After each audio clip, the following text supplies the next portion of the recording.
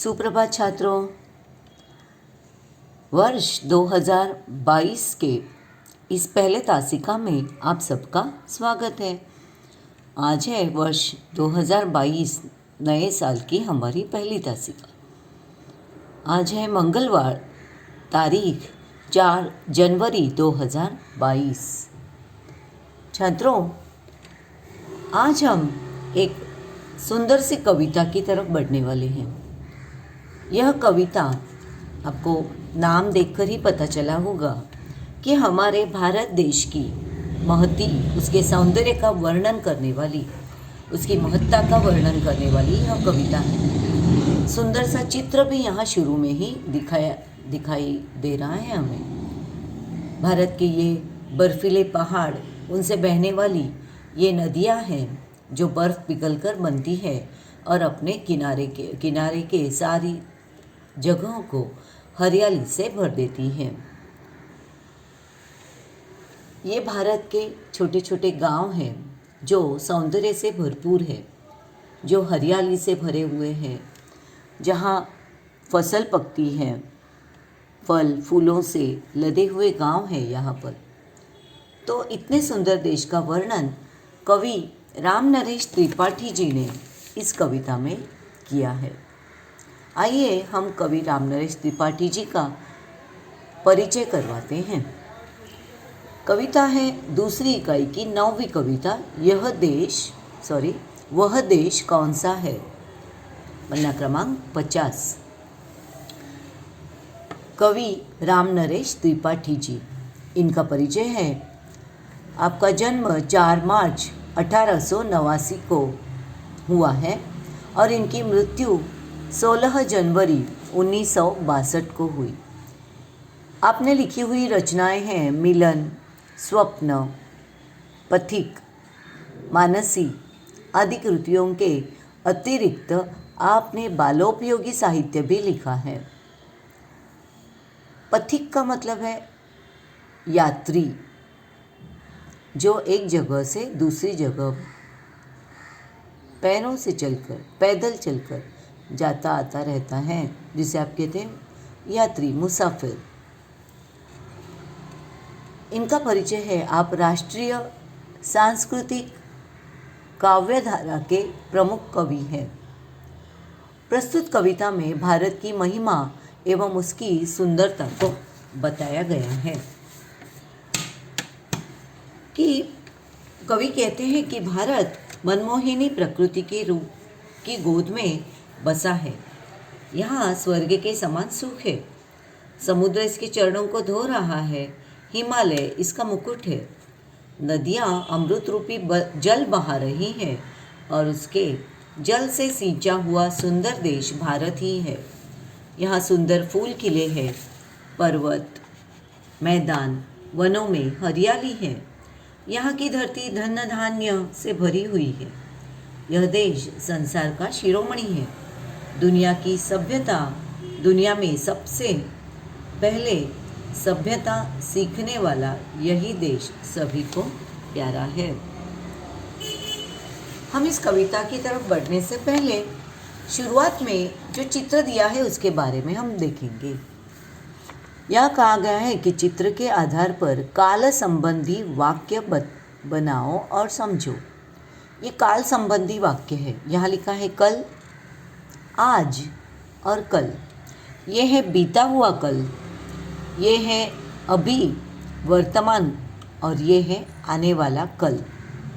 हिंदी में कल और कल, बीते हुए कल को भी कल ही कहते हैं और आने वाले दिन को भी कल ही कहते हैं। हम यहाँ ऐसा वाक्य कर सकते हैं जैसे राजू सारे लड्डू खा गया। यहाँ भूतकाल दर्शाता है। यह जो क्रिया है भूतकाल दर्शाती है कि राजू सारे लड्डू खा गया या राजू ने सारे लड्डू खाए मतलब काल जो है वो हो चुका है, क्रिया जो है वो हो चुकी है, बीत चुकी है। अब उसके सामने खाली प्लेट है, इसका मतलब है उसने सारे लड्डू खा लिए। यहाँ पर अब राजू यही क्रिया कर रहा है, हमें हमें ऐसा प्रतीत हो रहा है कि क्रिया अभी शुरू है, तो इसे हम कहते हैं वर्तमान काल की क्रिया। जैसे राजू लड्डू खा रहा है, ये वर्तमान काल की क्रिया है, जो कि क्रिया अब शुरू है, चालू है, अब तक पूर्ण नहीं हुई है, तो ये वर्तमान काल की क्रिया हुई। कल भी राजू इतने ही लड्डू खाएगा। खाएगा यह क्रिया हमें दर्शाती है कि कल भी यही क्रिया होने वाली है, लेकिन अब तक यह क्रिया नहीं हुई है, लेकिन आने वाले कल में यह क्रिया हो जाएगी। तो ये भूतकाल, वर्तमान काल और ये भविष्य काल की क्रिया है। खाए, खा रहा है, खाएगा, ऐसा ये तीन क्रियाओं के ये तीन काल यहाँ इस चित्र से दर्शाए गए हैं। अब हम इस कविता की तरफ बढ़ते हैं। मनमोहिनी प्रकृति की जो गोद में बसा है, सुख स्वर्ग सा जहाँ है वह देश कौन सा है। जिसके चरण निरंतर रत्नेश धो रहा है, जिसका मुकुट हिमालय वह देश कौन सा है। कवि कहता है कि ये इतना सुंदर देश है कौन सा, जो कि सुंदर है, मनमोहक, प्रकृति मतलब नेचर, जिसे हम मराठी में कहते हैं निसर्ग। मनमोहक मतलब मन को मोहित करने वाली, मन को लुभाने वाली। हमारे भारत देश की जो प्रकृति है या जो प्राकृतिक सौंदर्य है, मराठी में हम कहेंगे नैसर्गिक सौंदर्य, उसे हिंदी में कहते हैं प्राकृतिक सौंदर्य। तो ये प्राकृतिक सौंदर्य इतना सुंदर है कि हमारा मन मोह लेता है। भारत का ये सौंदर्य जो है वो मन मोह लेने वाला सौंदर्य है। यहाँ की प्रकृति मनमोहिनी है। इस मनमोहिनी की गोद में, इस मनमोहिनी प्रकृति की गोद में, अंक में, गोद मतलब मांडी मराठी में हम कहते हैं, लैप, उसमें यह भारत देश बसा हुआ है, स्थित है, जहाँ स्वर्ग जैसा सुख है। सुख स्वर्ग सा जहाँ है वह देश कौन सा है। भारत में बसने का सुख जो है वह स्वर्ग के समान है। कहते हैं ना, जितना स्वर्ग सुंदर है बिल्कुल वैसा ही भारत देश स्वर्ग के समान सुंदर है। भारत देश के चरण निरंतर मतलब सतत, सदैव रत्नेश धो रहा है। रत्नेश मतलब समुद्र, रत्नेश मतलब सागर। यहाँ सुंदर सुंदर रत्न मिलते हैं सागर से, मोती मिलते हैं, मछलियाँ मिलती हैं, रेत मिलती हैं, तरह तरह की वनस्पतियाँ यहाँ से मिलती हैं। तो इसे रत्नेश कहा गया है। रत्नेश का मतलब है सागर, रत्नेश का मतलब है समुद्र। भारत की दक्षिण दिशा में, आप जानते हैं कि भारत की दक्षिण दिशा में हिंद महासागर है। तो उसी को लेकर यहाँ कवि ने यह कल्पना की है, त्रिपाठी जी ने, कि भारत की दक्षिण में जो हिंद महासागर है वो हमारे भारत देश के चरण धो रहा है। चरण मतलब पैर, उसके पद धो रहा है क्योंकि वह नीचे की तरफ है। जिसका मुकुट हिमालय वह देश कौन सा है। भारत की दक्षिण में तो हिंद महासागर है जो भारत के चरण धो रहा है, चरण धोकर उसे पवित्र बना रहा है। और उस भारत के सिर पर जो है वो है हिमालय पर्वत। हिमालय पर्वत की सुंदर चमकीली बर्फीली चोटियाँ जो है वो हमारे देश का मुकुट है। यानी कि हमारा देश इतना सौंदर्य से भरा है कि उत्तर में हिमालय की चोटियाँ जो कि मुकुट का काम कर रही हैं और दक्षिण में हिंद महासागर जो भारत के चरणों को धो रहा है।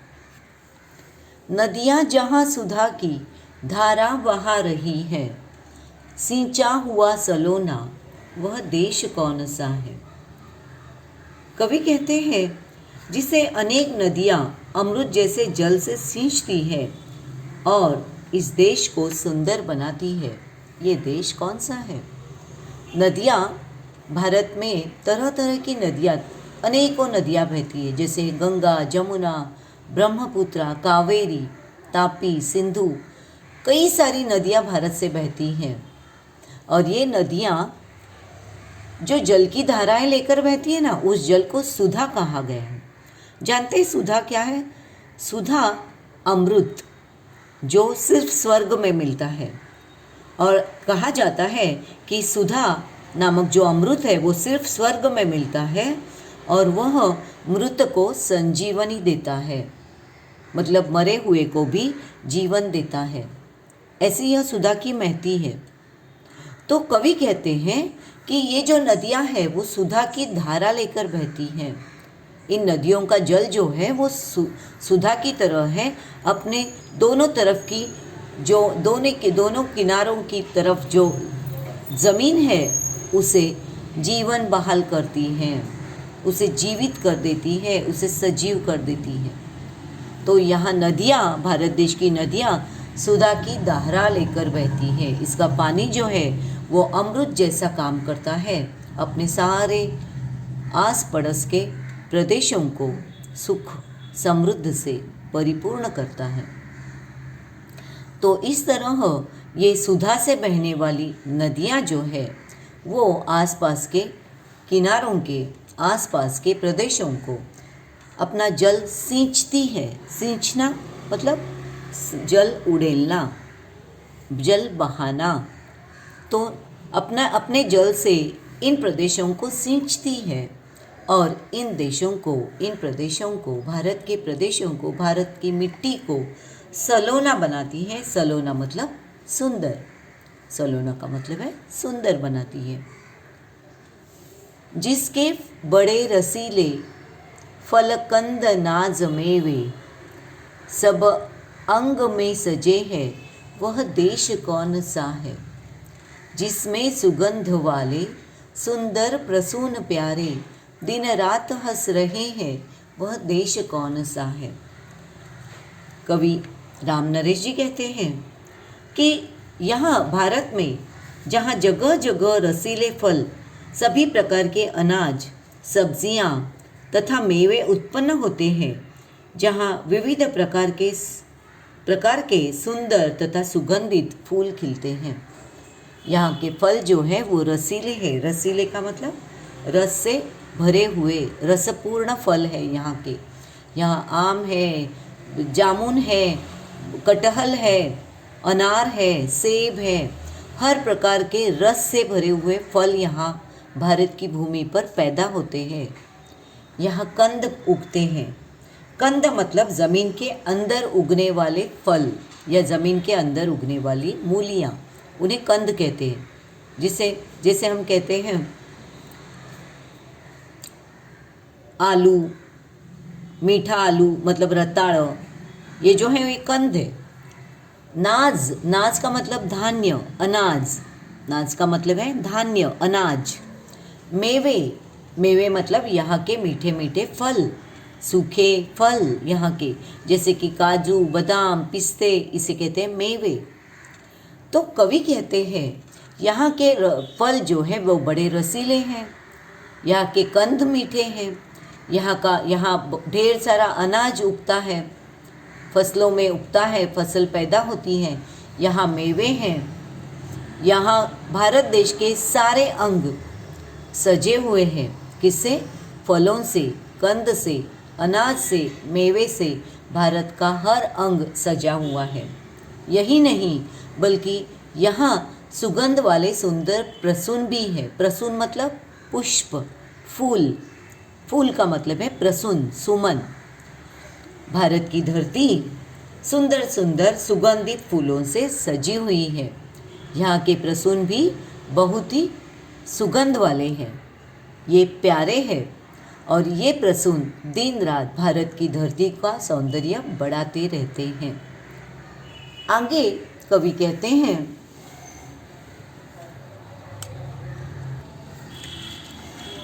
मैदानगिरी वनों में हरियालियाँ लहरती, आनंद में जहाँ है वह देश कौन सा है। जिसके अनंत धन से धरती भरी पड़ी है, संसार का शिरोमणि वह देश कौन सा है? कवि कहते हैं कि वह देश कौन सा है जहाँ मैदानों, गिरी मतलब पर्वत, गिरी का मतलब है पर्वत, गिरिराज मतलब पर्वत। भारत देश में मैदान है, वहीं पर पर्वत भी हैं, ऊंचे ऊंचे पहाड़ हैं। यहाँ वन है, वन मतलब जंगल है, वनों में हरियाली लहराती है और जहाँ हर जगह आनंद ही आनंद है, ऐसा मेरा देश है। भारत में जहाँ सपाट मैदान है, समतल मैदान है, वहीं पर गिरी भी है, ऊंचे ऊंचे पहाड़ भी है। हम जानते हैं भारत में राजस्थान में रेत से भरे हुए टीले भी हैं, रेत से भरे हुए मैदान भी हैं।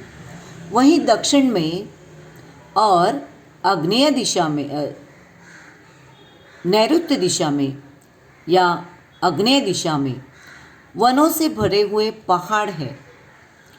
ऊपर उत्तर दिशा में बर्फीले गिरी है, बर्फीले पहाड़ है और पश्चिम में भी सह्याद्री जैसे पहाड़ है, सह्याद्री, विंध्य जैसे पहाड़, गिरी है। यहाँ की ज़मीन जो है वो वनों से भरी हुई है और सब जगहों पर हरियालियाँ नाचती रहती हैं। यहाँ का वातावरण आनंदमय है, आनंदमय मतलब आनंद से परिपूर्ण यहाँ की धरती है। यहाँ भारत देश में जिसकी पृथ्वी विभिन्न प्रकार के खनिजों से भरपूर है, जो संसार के सभी देशों में सर्वोत्तम है, वही भारत देश है। यहाँ भारत देश में अनंत धन से धरती भरी पड़ी है। यह अनंत धन कौन सा है? अनेकविध प्रकार के खनिज भारत की ज़मीन में मिलते हैं और इन्हीं खनिजों ने भारत की ज़मीन को, भारत देश को संपन्न समृद्ध बनाया है। तो यहाँ की धरती जो है वो धन धान से भरी पड़ी है और भारत देश सारे विश्व में, संसार मतलब विश्व, दुनिया, संसार के सभी देशों में यह शिरोमणि है। शिरोमणि को यदि हम फोड़कर बताएं तो हम इसे कहेंगे सिर पर रखा हुआ मणि, सिर पर रखे हुए मुकुट में लगाया हुआ मणि सबसे महत्वपूर्ण होता है, तो उसी को शिरोमणि कहते हैं। यहाँ पर भारत देश दुनिया के सभी देशों का शिरोमणि है। मतलब भारत देश एक ऐसा देश है जो दुनिया में सर्वोत्तम है, मुकुट के मणि की तरह है, क्योंकि उसकी यह सारी जो विशेषताएं हैं वो उसे दुनिया में सबसे सर्वोत्तम स्थान देती हैं। सबसे प्रथम जगत में जो सभ्य था रहेगा, जन जन का दुलारा, वह देश कौन सा है? कवि कहते हैं जहाँ सबसे पहले सभ्यता का उदय हुआ, जिस देश को वहाँ का प्रत्येक नागरिक बहुत प्यार करता है, जिसके सुपुत्र अपने देश के सेवक और नवीन विचारों के पोषक है, वह भारत के अतिरिक्त भला कौन सा देश हो सकता है? कवि कहते हैं संसार में, पूरे जगत में, जगत मतलब संसार, विश्व में सबसे पहले प्राचीन सभ्यता का उदय भारत में हुआ था। तो भारत की जो सभ्यता है वो बहुत ही प्राचीन है, यहाँ की परंपरा बहुत ही प्राचीन है। कहा जाता है कि जब दुनिया के अन्य देशों में लोग जानवरों की तरह नंगे घुमा करते थे, उसी ज़माने में भारत के लोग सुंदर सुंदर कपड़े पहनकर घुमा करते थे, अनाज धन धान्य पकाकर खाते थे। मतलब उस ज़माने में भी भारत में जो प्राचीन सभ्यता बसी हुई थी वो सबसे बुद्धिमान सभ्यता थी, सबसे बुद्धिमान परंपरा थी, तो सबसे बुद्धिमान वह संस्कृति थी। तो इस संस्कृति का उदय विश्व में सबसे पहले भारत में हुआ है और ऐसा ही सभ्य हमारा देश इसके आगे भी रहेगा।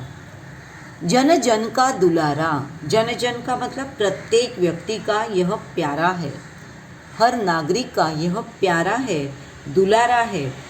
दुलारा मतलब जिसे हम प्यार करते हैं, तो ऐसा यह दुलारा प्यारा यह देश है। नवक्रांति के पुजारी, सेवक सपूत जिसके, भारत सिवाय दूजा वह देश कौन सा है। कवि कहते हैं कि यहाँ के सुपुत्र अपने देश के सेवक है, नवीन विचारों के पोषक है। नवक्रांति के पुजारी हैं यहाँ के युवक। आप जैसे युवक जो है वो क्रांति लाना चाहते हैं, और यह क्रांति विचारों की क्रांति है, नव बदलों की क्रांति है। यहाँ का प्रत्येक जो युवक है वो नवीन विचारों को लेकर आता है, नवीन विचारों का वह पुजारी है, पोषक है।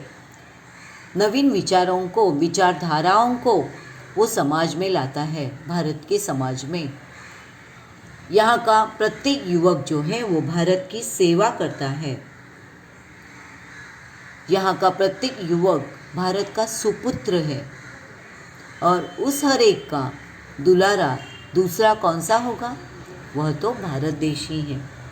तो इस तरह यह कविता जो है वो आपको समझ में आई होगी, उसका सार, उसका अर्थ जो है वो मैंने आपको अभी बताया। अब मैं आपको बताऊंगी कि यह कविता कैसे गाई जा सकती है। मनमोहिनी प्रकृति की जो गोद में बसा है, सुख स्वर्ग सा जहाँ है वह देश कौन सा है। जिसके चरण निरंतर रत्नेश धो रहा है, जिसका मुकुट हिमालय वह देश कौन सा है। नदियाँ जहाँ सुधा की धारा बहा रही है, सींचा हुआ सलोना वह देश कौन सा है। जिसके बड़े रसीले फलकंद नाज मेवे सब अंग में सजे हैं वह देश कौन सा है। जिसमें सुगंध वाले सुंदर प्रसून प्यारे दिन रात हंस रहे हैं वह देश कौन सा है। मैदान गिरी वनों में हरियालियाँ लहरती आनंद में जहाँ है वह देश कौन सा है। जिसके अनंत धन से धरती भरी पड़ी है, संसार का शिरोमणि वह देश कौन सा है। सबसे प्रथम जगत में जो सभ्यता रहेगा, जन जन का दुलारा वह देश कौन सा है। नवक्रांति के पुजारी, सेवक सपूत जिसके, भारत सिवाय दूजा वह देश कौन सा है। छात्रों, आशा है कि आपको यह कविता समझ में आई होगी, उसका अर्थ आपको समझ में आया होगा। अब आपको इस कविता के बारे में क्या स्वाध्याय करना है मैं आपको बता देती हूँ। सबसे पहले तो आपको यह कविता 2 बार सुंदर लय के साथ, सुर के साथ, ताल के साथ गानी है। उसके बाद आप यह कविता लिखेंगे सुंदर हस्ताक्षर में, यह लिखित अभ्यास है। उसके बाद आपको कविता का सरल अर्थ लिखना है। फिर आपको जो शब्दवाटिका दी है, शब्दवाटिका को लिखना है। उसके बाद कविता का अर्थ, शब्दवाटिका, और ये जो चित्र है इससे आपको 3 वाक्य बनाने हैं। जैसे कल राजू ने लड्डू खाए, आज राजू लड्डू खा रहा है, कल भी राजू लड्डू खाएगा। ऐसे आपको 3 वाक्य इससे बनाने हैं। उसके बाद आपको भाषा की ओर की तरफ बढ़ना है। इसमें आपको खेलना इस क्रिया के सकर्मक, अकर्मक, संयुक्त, सहायक और प्रेरणार्थक रूपों का वाक्यों में प्रयोग करना है, करके लिखना है। ये मैं आपको वाक्य बताती हूँ कि आपको ये वाक्य किस प्रकार करने हैं, लेकिन वाक्यों के जो प्रकार है अलग अलग क्रियाओं के, इनके बारे में मैं अलग सी एक तासिका लेने वाली हूँ, जिससे आपको को क्रिया के कितने प्रकार, कितने रूप होते हैं उसके बारे में पता चलेगा। अगर हम खेलना का सकर्मक क्रिया का वाक्य करते हैं तो उसमें खेल के लिए आपको कोई कर्म लिखना पड़ेगा। जैसे लड़की क्रिकेट खेल रही है, अकर्मक में लड़का खेलता है, उसमें कोई कर्म नहीं रहेगा। सकर्मक में हमने क्रिकेट नामक कर्म डाला है। अकर्मक में हम सिर्फ लिखेंगे बिना कर्म वाला वाक्य, लड़की खेलती है। संयुक्त में आपको खेल के साथ और एक क्रिया जोड़नी पड़ेगी, जिसमें आप कह सकते हैं कि रमेश क्रिकेट खेलने लगा है। सहायक क्रिया में आप लिख सकते हैं रमेश ने क्रिकेट खेल लिया। प्रथम प्रेरणार्थक में शिक्षक वरुण को क्रिकेट खिलाते हैं और द्वितीय प्रेरणार्थक में शिक्षक छात्रों को कोच से क्रिकेट खिलवाते हैं। इस प्रकार के वाक्य आप कर सकते हैं। उसके बाद आपको पृष्ठ क्रमांक 51 से ज़रा सोचो बताओ के बारे में लिखना है। यदि हिमालय की बर्फ़ पिघलना बंद हो जाए तो कल्पना करनी है कि यदि हिमालय की बर्फ़ पिघलना बंद हो जाए, मतलब अगर हिमालय की बर्फ़ पिघलना ही बंद हो जाए, वह ज्यों के त्यों बर्फ़ ज्यों का त्यों रहे भरा, तो क्या हो सकता है, इसकी कल्पना आपको करनी है। जिसे हम कहते थे कि यदि हिमालय की बर्फ़ पिघलना बंद हो जाए तो हमारे देश में जल संकट उत्पन्न हो जाएगा। हिमालय पर जमी बर्फ़ ईश्वर द्वारा संचित जल का भंडार है। संचित मतलब जमा हुए जल का भंडार है, जो धीरे धीरे पिघल रही है। वही जल नीचे आते आते नदियों का रूप धारण कर लेती है। इस प्रकार पूरे वर्ष जल की आपूर्ति वहाँ से ही होती रहती है। यदि वह बंद हो जाए तो क्या होगा, तो नदियाँ सूख जाएगी और नदियों के बिना जीना एकदम कठिन हो जाएगा। फसल नहीं पकेगी, फसल नहीं उगेगी, हरियाली सारी नष्ट हो जाएगी। तो आपको 5 से 6 पंक्तियों में यह आपको ज़रा सोचो बताओ यह भाग करना है। उसके बाद आप मेरी कलम से यह भाग करेंगे। इसमें आपको क्रमानुसार भारत के राष्ट्रपति, प्रधानमंत्री के नाम लिखने हैं, जो कि मैं आपको भेजने वाली हूँ और आपको उसे अपनी कॉपी में लिखना है। बस आज के लिए इतना ही गृह कार्य काफ़ी है। फिर एक बार मैं दोहराती हूँ। पहले आपको यह कविता गानी है, 2 बार कंठस्थ करनी है। उसके बाद यह कविता सुंदर हस्ताक्षर में लिखनी है। कविता का सरल अर्थ लिखना है, शब्द वाटिका लिखनी है, क्रियाओं के बारे में लिखना है, मतलब वाक्य बनाने हैं, और ज़रा सोचो बताओ यदि हिमालय की बर्फ़ पिघलना बंद हो जाए तो इसके बारे में लिखना है। और फिर आपको मेरी कलम से यह भाग पूर्ण करना है। तो छात्रों, अब हम अगली तासिका में मिलते हैं। आशा है आप सारा अभ्यास पूर्ण करके भेजेंगे। घर पर रहिए, सुरक्षित रहिए। धन्यवाद।